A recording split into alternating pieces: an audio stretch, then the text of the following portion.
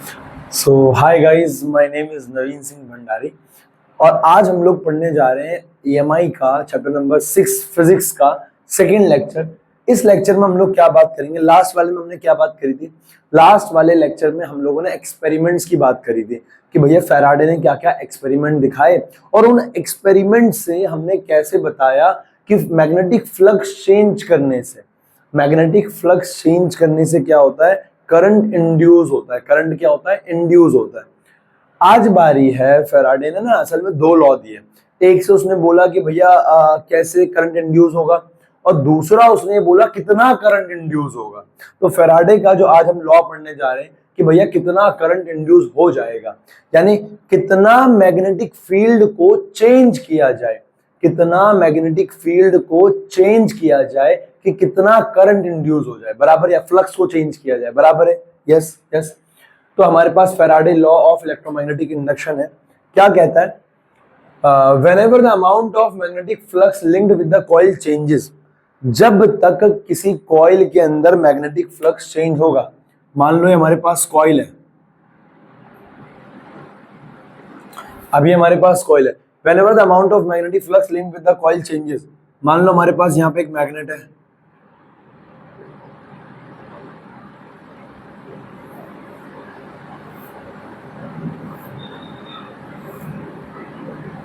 तो ये magnetic field line है, हाँ है ना। अब जब तक क्या होगा, whenever the amount of magnetic flux, जब तक फ्लक्स चेंज होता रहेगा, चाहे मैं इसको इधर मूव करूं चाहे मैं इसको इधर मूव करूं, फ्लक्स चेंज होगा। मैग्नेटिक फील्ड लाइन कभी ज्यादा जाएगी कभी कम जाएगी उसके अंदर, तो मैग्नेटिक फील्ड चेंज होगा तो फ्लक्स भी चेंज होगा। तो the EMF induced in a coil, चाहे आप ये बोलो कि ईएमएफ इंड्यूस हो रहा है, चाहे आप ये बोलो कि करंट इंड्यूस हो रहा है, बात एक ही है। बात क्या है, बात एक ही है, चाहे ईएमएफ बोलो चाहे करंट बोलो, बात एक ही है, बराबर है। Yes yes. As long as the flux changes, तो ईएमएफ इंड्यूस होगा जब तक क्या होगा, फ्लक्स चेंज होगा, बराबर है। ये चल रहा है, वीडियो वगैरह चल रहा है। Yes yes. स्टार्ट कर रहे हैं। तो हमने फैराडे से कहा, मैंने कहा, मैं मिला उनसे, मैंने कहा कि भैया ये बताओ कि ना, भैया उनका भैया ये बताओ कितना ईएमएफ इंड्यूस होगा। कह रहे बहुत सिंपल है। मैं कैसे, कह रहे देखो, अगर ये हमारे पास उन्होंने कहा induced EMF is directly proportional, induced EMF is directly proportional to the change in flux. तो change in flux के induced EMF डायरेक्टली प्रोपोर्शनल होता है। induced EMF को मैंने E से दिखा दिया और मैं ऐसे दिखा रहा हूं पहले। induced EMF या डायरेक्ट कर देते हैं। induced EMF को E से दिखा रहा हूं, E जो है छोटे E से दिखा रहे हो हम। इंड्यूस्ड ईएमएफ को किससे दिखाएंगे, छोटे ई से। Is directly proportional to change in flux. जब तक फ्लक्स चेंज होगा तब उतना ज्यादा क्या होगा, जितना ज्यादा फ्लक्स चेंज होगा उतना ज्यादा क्या होगा बेटा, ईएमएफ इंड्यूस होगा, यानी d phi by d t. E is directly proportional to d phi by d t. इसके आगे एक माइनस लग जाता है। क्या लग जाता है, माइनस। ये माइनस क्यों लगाया गया है, ये अगली क्लास में लेंज लॉ आएगा, लेंज लॉ। तो लेंज इस बात को एक्सप्लेन करेगा कि इसके आगे माइनस क्यों लगा है, इसको मैं ऐसे भी लिख सकता हूं, कैसे, और मैं इसको ऐसे भी लिख सकता हूं, E is directly proportional to phi two minus phi one divide by T2 minus T1, इसके बाहर माइनस। इसको मैं ऐसे भी लिख सकता हूं। तो क्या बोला, कितना ज्यादा ईएमएफ इंड्यूस होगा जितना ज्यादा फ्लक्स चेंज होगा, d phi by d t या phi two minus phi one by T2 minus T1, बराबर है। Yes yes yes. अब प्रोपोर्शनल का साइन हटेगा तो एक कांस्टेंट लगता है और कांस्टेंट में के की वैल्यू होती है 1। के की वैल्यू क्या होती है, 1। तो यहाँ पे E इज इक्वल टू क्या जाता है, minus d phi by d t, और E is equal to minus phi two minus phi one divide by T2 minus T1। तो ये हमारे पास इंड्यूस्ड ईएमएफ का फॉर्मूला होता है, इंड्यूस्ड ईएमएफ का फॉर्मूला होता है ये हमारे पास, बराबर है, कोई डाउट नहीं। अब इसमें मैं ये कहना चाह रहा हूं, ये तो हो गया एक कॉइल के लिए। अगर एक कॉइल में मैग्नेटिक फ्लक्स चेंज हो रहा है, अरे सुन तो ले निकम्मे, अगर एक कॉइल में मैग्नेटिक फ्लक्स चेंज हो रहा है तो कितना ईएमएफ इंड्यूस होगा, इतना। जब ईएमएफ आएगा तभी ना करंट आएगा, पहले ईएमएफ आएगा तभी ना करंट आएगा। तो मैं ये कहना चाह रहा हूं, तो E is equal to minus d5 by dt, d5 minus phi 1 by d2 minus t1 for n number of coil, for n number of coils, n number of coil के लिए क्या हो जाएगा बेटा, n number of coil के लिए क्या हो जाएगा, E is equals to minus n d phi by dt, minus n d phi by dt। और मैं इसको कैसे लिख सकता हूं, E is equal to minus n phi 2 minus phi 1 divide by T2 minus T1। भैया ये माइनस क्या कह रहा है बेटा, अगली क्लास में लेंज लॉ आएगा, वो एक्सप्लेन करेगा कि ये माइनस क्या कहना चाह रहा है, बराबर है ना, यस। तो कितना ईएमएफ इंड्यूस होगा, इतना, कितना ईएमएफ इंड्यूस होगा, इतना। कोई डाउट? मैंने तुम्हें क्या पढ़ाया, आज हम बात कर रहे हैं किस चीज की, इलेक्ट्रोमैग्नेटिक इंडक्शन की। क्या होता है इलेक्ट्रो, कितना ईएमएफ इंड्यूस होगा, तो इंड्यूस्ड ईएमएफ क्या होता है, सबसे पहली बात, जब तक फ्लक्स चेंज होगा, जब तक मैग्नेटिक फ्लक्स चेंज होगा, करंट या ईएमएफ इंड्यूस होगा। तो E डायरेक्टली प्रोपोर्शनल होता है माइनस d5 by dt के, ये माइनस साइन लेंज ने एक्सप्लेन किया आगे। E is directly proportional to minus phi 2 minus phi 1 by T2 minus T1। तो प्रोपोर्शनल का साइन हटता है, कांस्टेंट लगता है, उस कांस्टेंट K की वैल्यू क्या होती है बेटा, 1। K की वैल्यू क्या होती है, 1। और n नंबर ऑफ कॉइल के लिए क्या हो जाएगा, E is equal to minus n d5 by dt, E is equal to minus n phi 2 minus phi 1 by T2 minus T1। ये हमारा इंड्यूस्ड ईएमएफ। मैं उम्मीद कर रहा हूं आपको समझ में आ गया होगा, बराबर है, यस। नोट कर लो बेटा फटाफट से, 5 4 3 2 1 0। क्लियर है?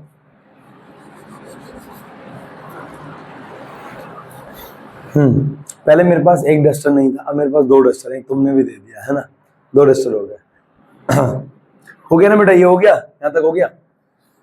हमने बात तो कर ली इंड्यूस्ड ईएमएफ की, अब एक बार बात कर ले इंड्यूस्ड करंट की, यस। तो इंड्यूस्ड करंट क्या है,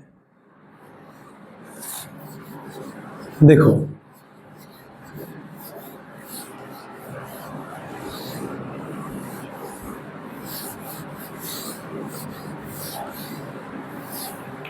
कैसे है, देखो मैं ये कहना चाह रहा हूं, एक होता है इंड्यूस्ड करंट। क्या होता है इंड्यूस्ड करंट,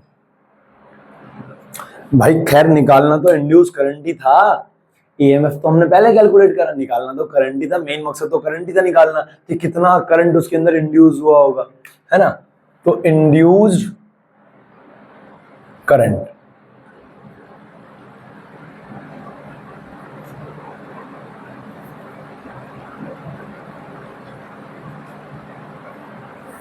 कितना करंट इंड्यूस होगा उसे हम कहेंगे। अच्छा, ये बताने की जरूरत तो नहीं है, ईएमएफ इलेक्ट्रोमोटिव फोर्स की यूनिट वोल्ट होगी, मेरे को लगता नहीं है, वोल्ट है ना, वोल्ट ईएमएफ की यूनिट, वोल्टेज की यूनिट वोल्ट ही होती है बेटा, है ना।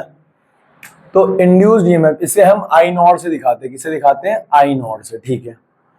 अब बेटा मान लो ये एक कॉइल है, ये क्या है, कॉइल है, और ये एक मैग्नेट है,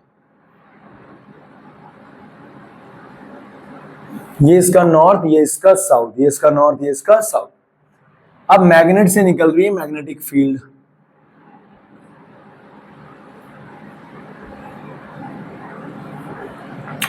जिसकी वजह से क्या होगा बेटा, इसके अंदर करंट इंड्यूस होगा, इसके अंदर क्या होगा, करंट इंड्यूस।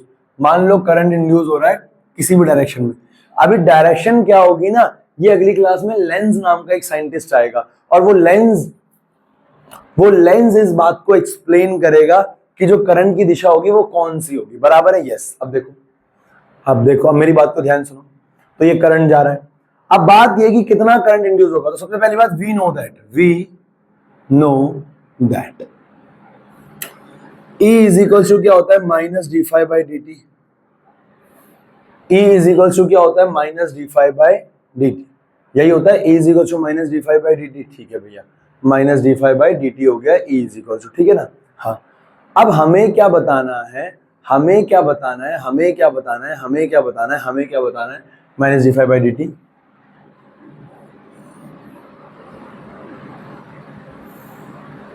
ठीक है, या फिर हम क्या बोल सकते हैं, E is equal to minus five two minus five one divide by t two minus t one, यही बोल सकते हैं।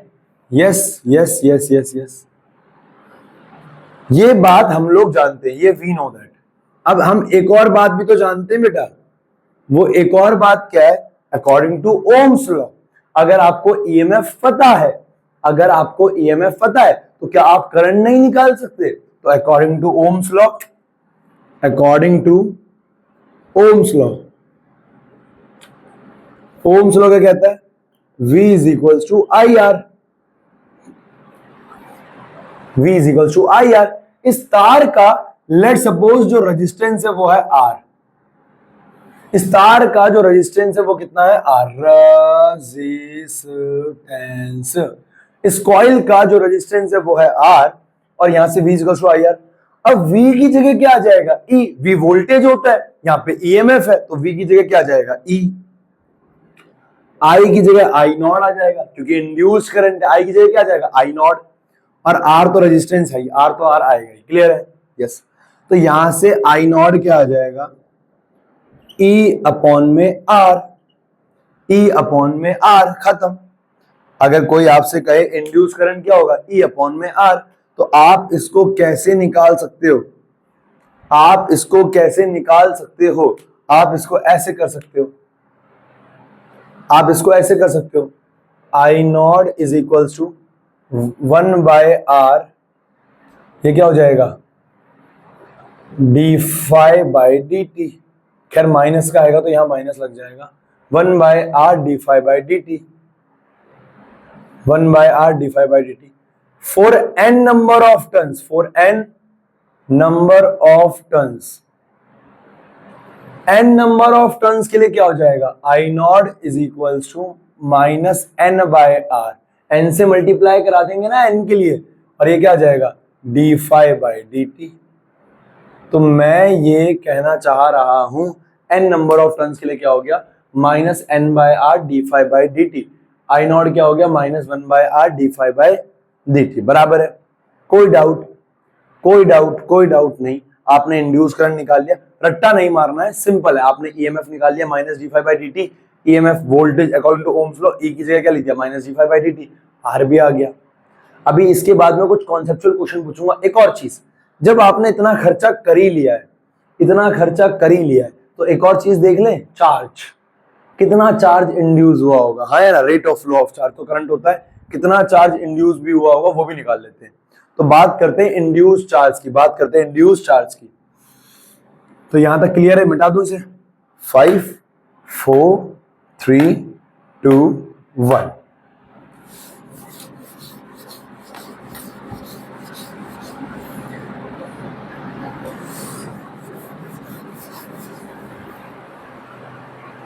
अब देखो, अगर मैं इंड्यूस चार्ज की बात करूं,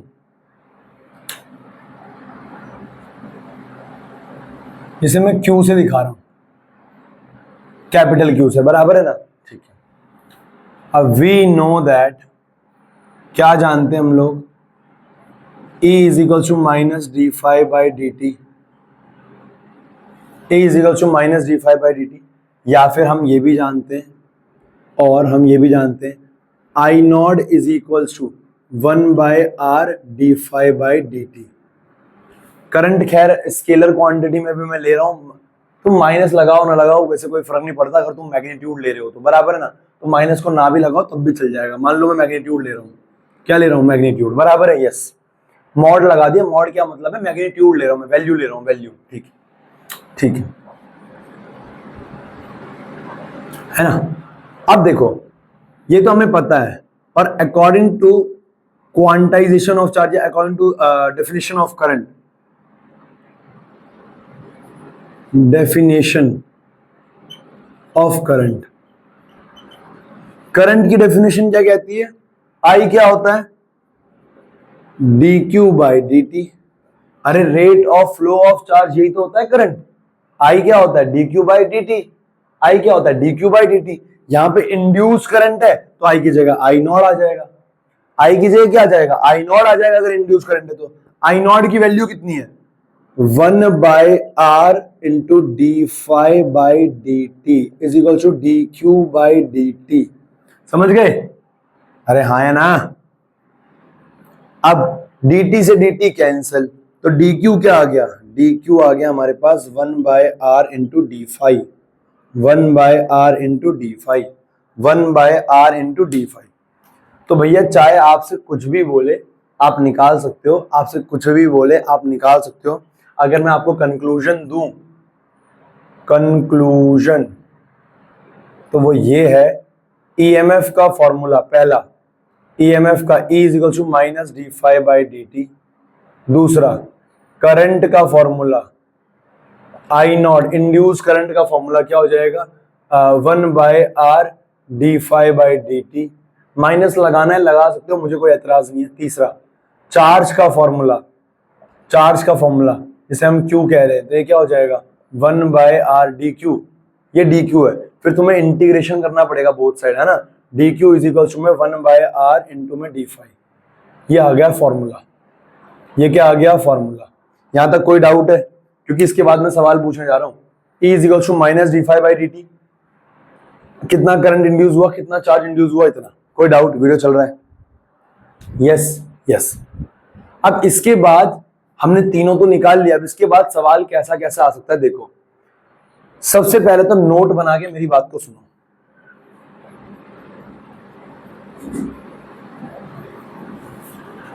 सबसे पहले तो एक इंपॉर्टेंट नोट मेरी बात को सुनो। देखो मैं क्या कहना चाह रहा हूं, मैं ये कहना चाह रहा हूं, मैं ये कहना चाह रहा हूं, मैं ये कहना चाह रहा हूं, अगर कोई तुमसे कहे, ध्यान से मेरी बात को सुना, 3 सवाल पूछूंगा। अगर कोई, पानी पी लूं मैं पहले, और बताओ सब बढ़िया, क्या चल रहा है जिंदगी में, कुछ नहीं चल रहा।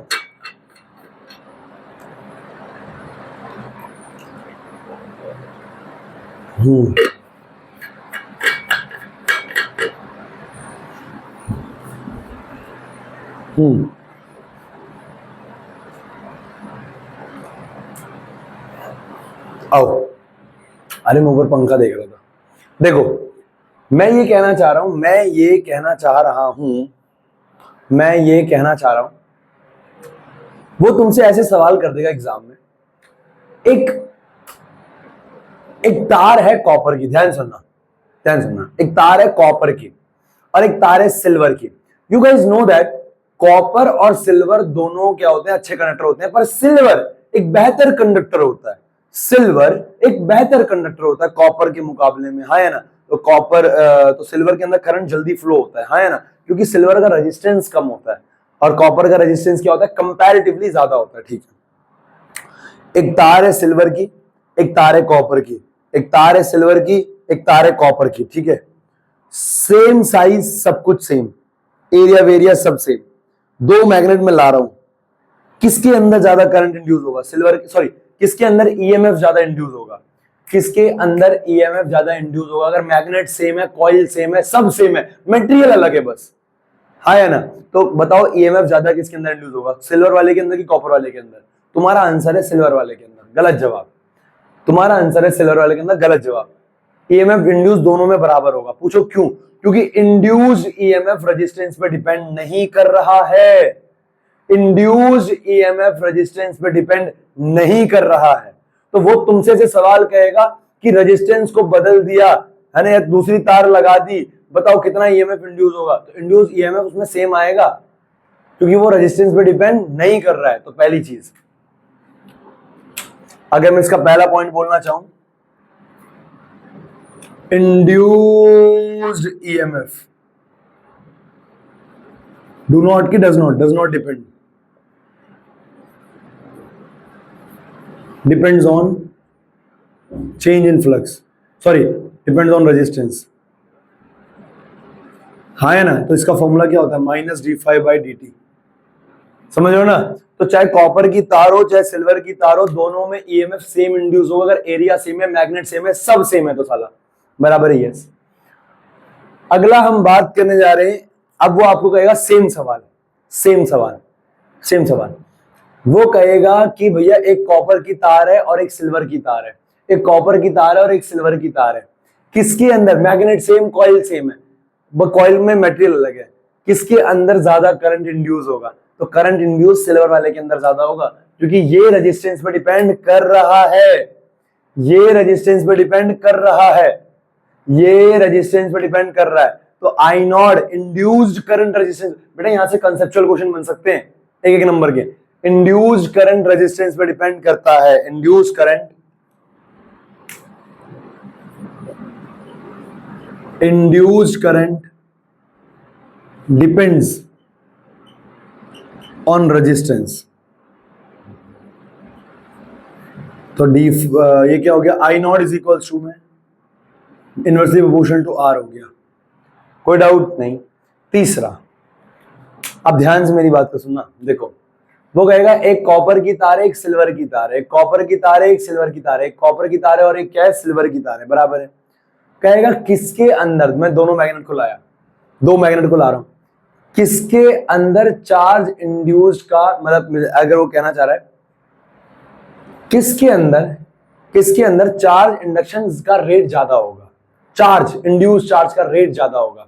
तो एक बात सुनो, देखो करंट जो है टाइम पे डिपेंड कर रहा है, फ्लक्स जो है टाइम पे डिपेंड कर रहा है, पर चार्ज टाइम पे डिपेंड नहीं कर रहा है, चार्ज टाइम पे डिपेंड कर ही नहीं रहा है, चार्ज रेजिस्टेंस पे डिपेंड कर रहा है, फ्लक्स पे डिपेंड कर रहा है। टाइम से टाइम कट गया था, यहां टाइम से टाइम कट गया था, यहां टाइम से टाइम कट गया था। तो मैं ये कहना चाह रहा हूं, ये बहुत बारीक बारीक चीजें हैं, यानी rate of change of time पे डिपेंड नहीं कर रहा चार्ज इंडक्शन, किस रेट से टाइम चेंज हो रहा है उस पर डिपेंड नहीं कर रहा कौन, इंड्यूस चार्ज। तो इंड्यूस चार्ज, तीसरा induce charge is independent on, क्या नाम है इसका, टाइम, चेंज इन टाइम।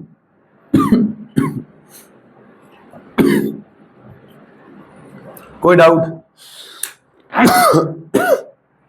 कोई डाउट नहीं, बराबर है, ये समझे? फटाफट से इसको नोट कर लो बेटा एक बार, वेरी गुड बेटा। तो बेटे हमारे पास एक सवाल है, सवाल भैया 98 रुपए का भी नहीं है, 98 रुपए का। क्या कह रहा है सवाल, भाई से खुद कर लो यार प्लीज, यार प्लीज यार खुद कर लो इसको यार please. Answer, the amount of magnetic flux linked with the coil changes from 12 to 6, यानी गिवन दे रखा है, फ्लक्स इससे इसमें चेंज हो गया, यानी φ1 दे रखा है, 12 इंटू 10 की पावर -3 वेबर। भाई वेबर याद है ना, फ्लक्स की यूनिट होती है वेबर, WB से दिखाते हैं। और φ2 कितना हो गया, 6 इंटू 10 की पावर -3 वेबर, बराबर है यस। अब वो कहना चाह रहा है calculate induce in 1 second, time दे रखा है 0.1 सेकेंड में, टाइम दे रखा है 0.1 सेकेंड में, कह रहा है इंड्यूस ईएमएफ निकालो। अगर ये सवाल भी मुझे करना है तो फिर बेटा छोड़ दो, फिर पढ़ाई लिखाई कर लो भाई फटाफट से। तो क्या हो जाएगा, वी नो दैट, क्या जानते हैं हम लोग, E is equal to -d∅/dt, या फिर d∅ की जरूरत पड़ेगी नहीं, φ2 -φ1 कर जाएंगे। तो क्या आ जाएगा, φ2 -φ1 डिवाइड बाय t2 -t1, है ना। क्या डेल्टा t की वैल्यू उन्होंने 0.1 दे रखी है, कोई दिक्कत वाली बात नहीं है। तो E कितना आ जाएगा, -φ2 कितना है, 6 इंटू 10 की पावर -3 माइनस में 12 इंटू 10 की पावर -3 डिवाइड बाय 0.1, और अपना ये क्या आ जाएगा, E इज इक्वल टू में 6 इंटू 6 बचेगा यहाँ पे, और माइनस माइनस प्लस हो जाएगा, तो 6 इंटू 10 की पावर -3 डिवाइड बाय 0.1, ऊपर जाके 10 हो जाएगा, तो E कितना आ जाएगा, 6 इंटू 10 की पावर -2 वोल्ट। वोल्ट कितना हो जाएगा, वोल्ट हो जाएगा 100 ऊपर जाएगा, तो हाँ है ना, खत्म। 2 रुपए का सवाल था। अगला सवाल दे रहा हूं, फटाफट करो, शाबाश बेटा।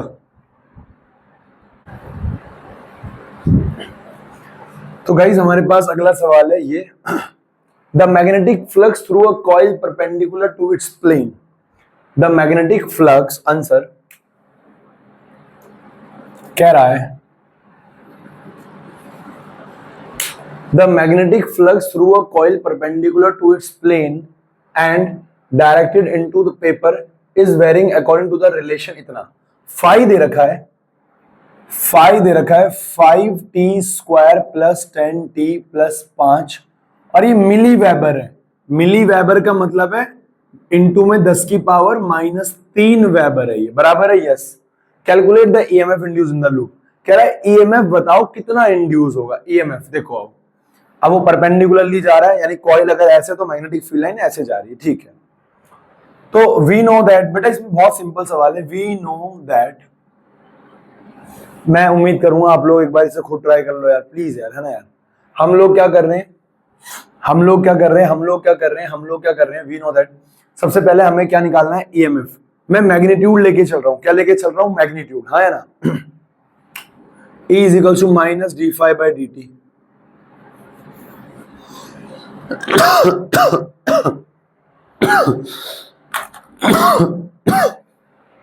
हम लोग ईएमएफ लेके चल रहे हैं, E is equal to minus d∅/dt। तो E is equal to minus नहीं, मैं ईएमएफ मैं वो लेके चल रहा हूँ मैग्नीट्यूड, बराबर है यस। तो कितना आ जाएगा, d/dt, फाई कितना है 5t² plus 10t plus 5 into 10 की पावर -3। ये फाई की वैल्यू है। अब आपको पता है कांस्टेंट बाहर आ जाता है, कांस्टेंट क्या आता है बाहर, अरे निकम्मो डायरेक्ट टी की वैल्यू मतलब देना, डिफरेंशिएशन होगा पहले, तो 10 की पावर -3 बाहर आ जाएगा। तो E इज इक्वल टू क्या हो जाएगा, 10 की पावर -3। हालांकि ऐसे सॉल्व कर ले तो मिली वोल्ट आ जाता, ठीक है, खैर छोड़ो। 10 की power -3 d/dt of 5t² plus 10t plus 5। E कितना आ जाएगा बेटा, 10 की पावर -3 इंटू में, अब 5 का कांस्टेंट है, 5 का डिफरेंस, 5 तो कांस्टेंट बाहर आ गया होगा। t² का डिफरेंशिएशन क्या होता है, पावर बाहर आ जाती है, इंटू 2, और t की पावर में से 1 कम हो जाएगा, तो 2 में से 1 गया, 1 बचा, प्लस 10 तो कांस्टेंट है बाहर आ गया, t की पावर 1 बाहर आ गई, तो 1 - 1 कितना हो जाएगा, 0, फिर 10 हो गया, प्लस कांस्टेंट का डिफरेंशिएशन 0 होता है, तो E कितना आ जाएगा, 10 to the power -3 10t plus 10। और हमें निकालना किस पे, हमें निकालना है ईएमएफ 5 सेकंड पे।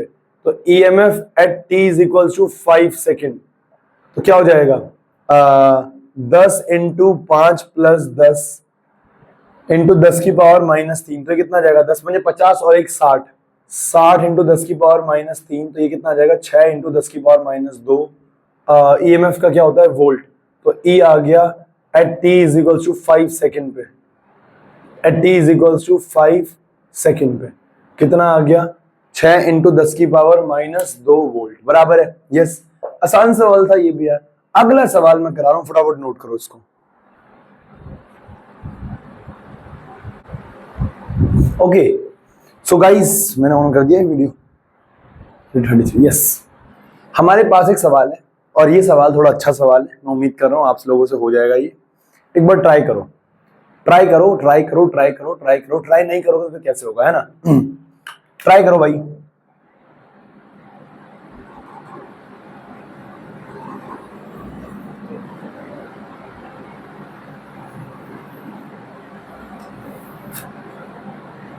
गिवन इवन तो लिखो एटलीस्ट। आओ भैया आंसर। सवाल कह रहा है circular coil of radius 10 centimetre. एक सर्कुलर कॉइल है गिवन, एक सर्कुलर कॉइल है जिसका रेडियस कितना दे रखा है, 10 सेंटीमीटर, 500 टर्न्स, इसमें टर्न आ गए यानी एन आ जाएगा, है ना, yes. 500 turns, number of turns कितने देंगे, 500, एंड रेजिस्टेंस 2 ओम। अच्छा एक काम करो, रेडियस को छोटे आर से ले लेते हैं, 10 इंटू 10 की पावर -2 मीटर, तो कितना हो जाएगा, 10 की पावर -1 मीटर। समझ गया ना, पहले मीटर में कन्वर्ट कर लिया, 10 इंटू ये कितना आएगा, 10 की पावर -1 मीटर आ जाएगा। रेजिस्टेंस दे रखा है 2 ओम, इस place with a plane perpendicular to the horizontal component of earth magnetic field. देखो कह रहा है जो हॉरिजॉन्टल अर्थ मैग्नेटिक फील्ड है, ऐसे, कैसे, ऐसे, ये बी अर्थ, जो हॉरिजॉन्टल अर्थ मैग्नेटिक फील्ड है, जो हॉरिजॉन्टल अर्थ मैग्नेटिक फील्ड है, उस हॉरिजॉन्टल अर्थ मैग्नेटिक फील्ड के परपेंडिकुलर रखा हुआ है। देखो कैसे, अगर हॉरिजॉन्टल अर्थ मैग्नेटिक फील्ड इधर को है, इधर को है, इधर को, तो उसके परपेंडिकुलर रखा हुआ है कॉइल, तो कॉइल ऐसे होगी, ऐसे। अगर तुम कॉइल को ऐसे रख दोगे तो हॉरिजॉन्टल मैग्नेटिक फील्ड ऐसे हो गई, तो उसके पैरेलल में हो गई वो प्लेन। कह रहा उसका प्लेन जो है वो परपेंडिकुलर है, तो मैग्नेटिक फील्ड ऐसे, तो कॉइल रखी हुई है ऐसे, यानी ऐसे। यार कैसे, अरे यार साला, ये ऐसे रखी हुई है और ये मैग्नेटिक फील्ड ऐसे जा रही है, ये कॉइल ऐसे रखी हुई है, बराबर, और मैग्नेटिक फील्ड ऐसे जा रही है हॉरिजॉन्टल, ठीक है ना।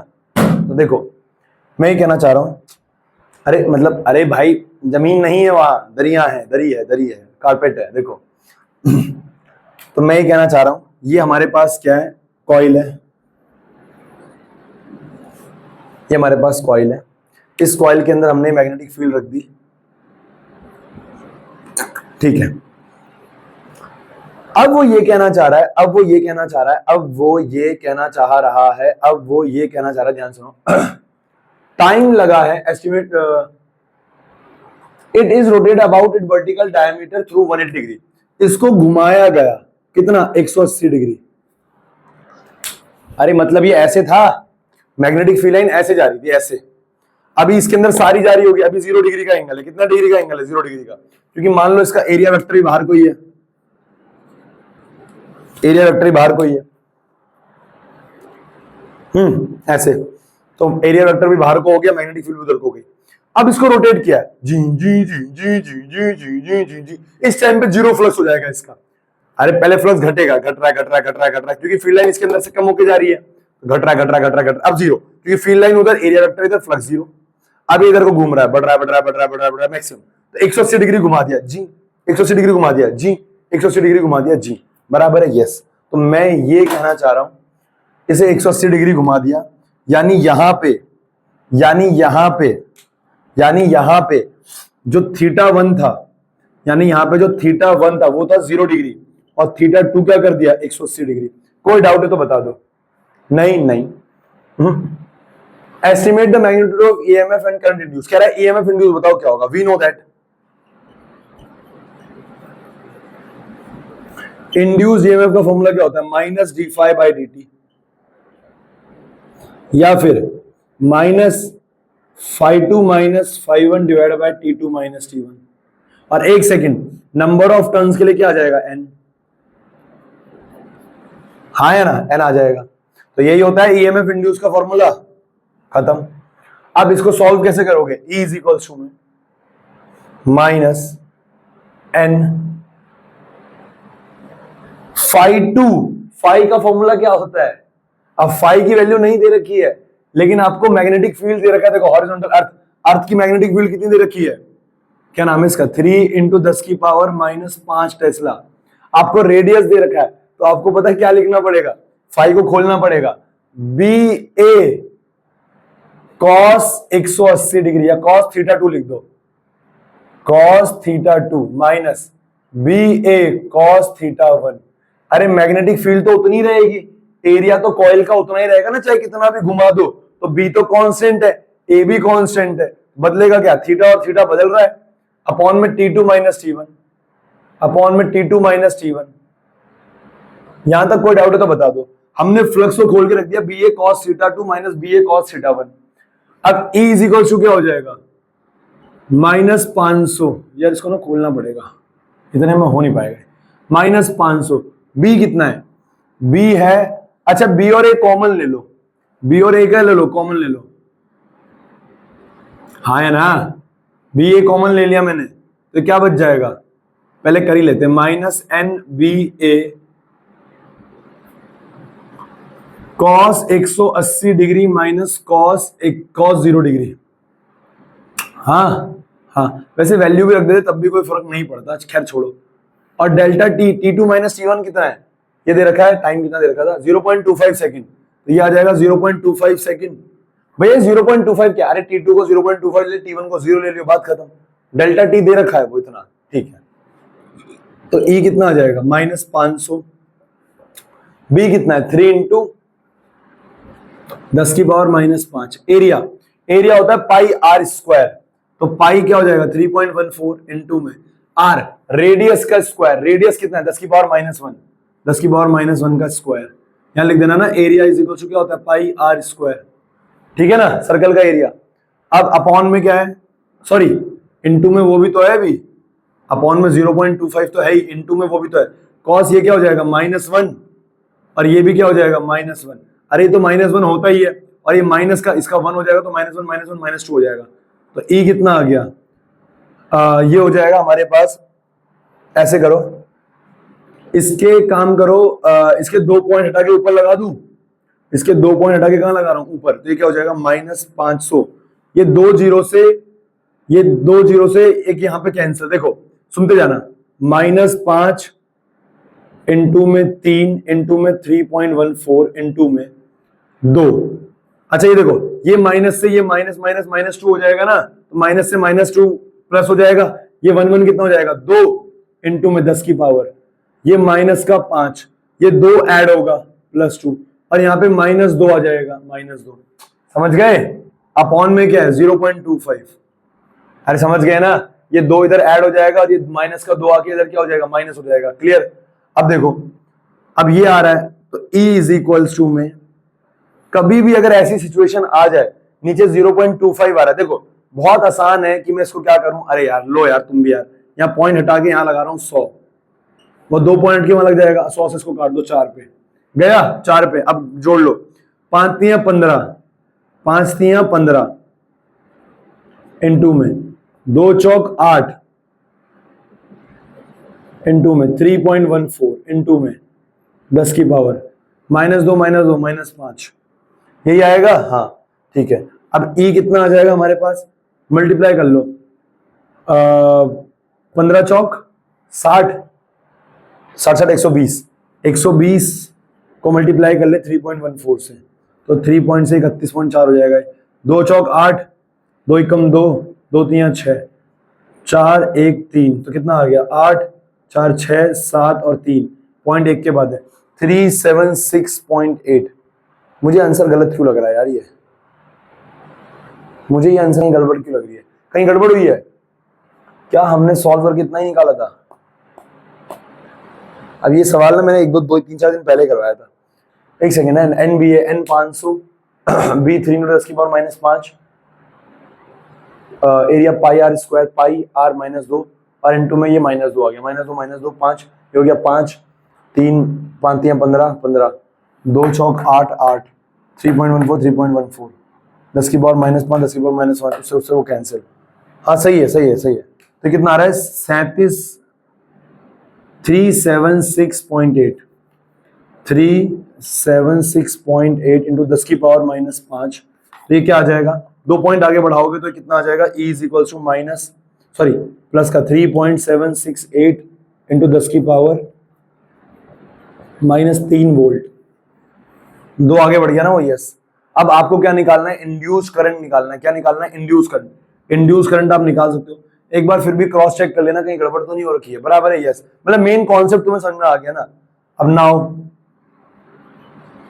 इंड्यूस्ड करंट, इंड्यूस करंट का फॉर्मूला क्या होता है, V is equal to I R according to Ohm's law, तो यहाँ क्या आ जाएगा I not is equal to E by R, E कितना है 3.768 इंटू 10 की power -3 divide by R, resistance 2 ohm दे रखा है, बराबर है, तो ये क्या आ जाएगा I नॉट, ये आ जाएगा 1 1 17 कितने में जाएगा 6 8 फिर 16 कितने में जाएगा 16 आ जाएगा 8 पे, और ये 4 पे इंटू 10 की पावर -3 एम्पियर, इतना इंड्यूस करंट है। एक बार फिर भी क्रॉस चेक कर लेना, बराबर है, कोई डाउट तो नहीं है, हो गया, समझ में आया, फटाफट नोट करो, इसका आंसर मुश्किल ही होगा मेरे पास यार, बराबर है, हाँ या ना।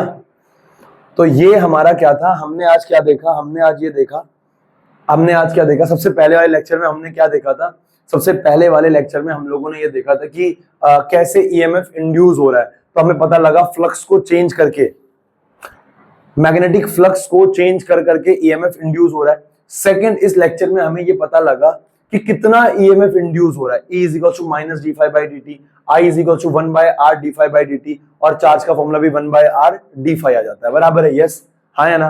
तो मैं ये कहना चाह रहा हूँ अगले लेक्चर में मैं तुम्हें क्या बताऊंगा, लेंस लॉ, क्योंकि वो अलग ही टॉपिक आ जाएगा, बराबर है, इसलिए फिर अगली क्लासेस स्टार्ट करेंगे उसको।